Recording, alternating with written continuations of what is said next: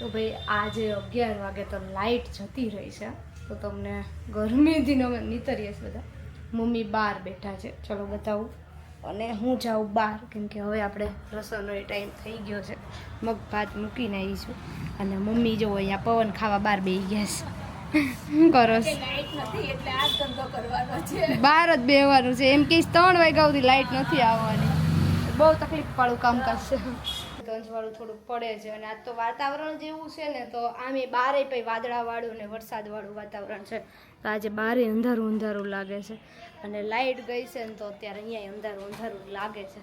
તો હવે આપણે આ જ અંધારામાં તો કામ કરવાનું છે. લાઇટ ગઈ છે તો રસોડામાં તો ખબર નહીં કેમ આજે હવે કામ થાય. આ તો તમને થોડું કંઈ અંજવાળું લાગતું હશે, લો લાઇટમાં શૂટ છે એટલે. બાકી તો અહીંયા અંજવાળું બિલકુલ નથી લાગતું. અને મારે આજે ઓર્ડર છે.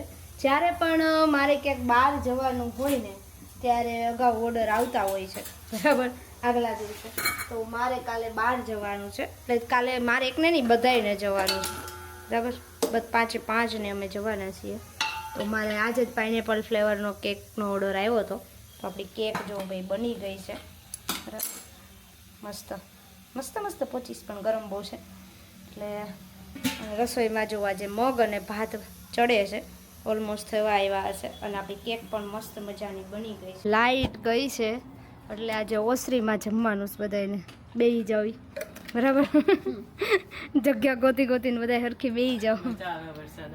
વરસાદ આવે તો ઠંડુ થોડુંક થાય, બાકી રૂમમાં તો બહુ અંધારું જ લાગે છે. એટલે આપણે ઓસરીમાં લઈને જમવા બેસીએ છીએ.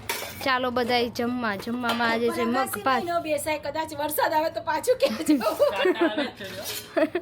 તો ખાટા આવે છે કોક, એટલે હવે મગ ભાત બનાવ્યા સાત તો જમવામાં.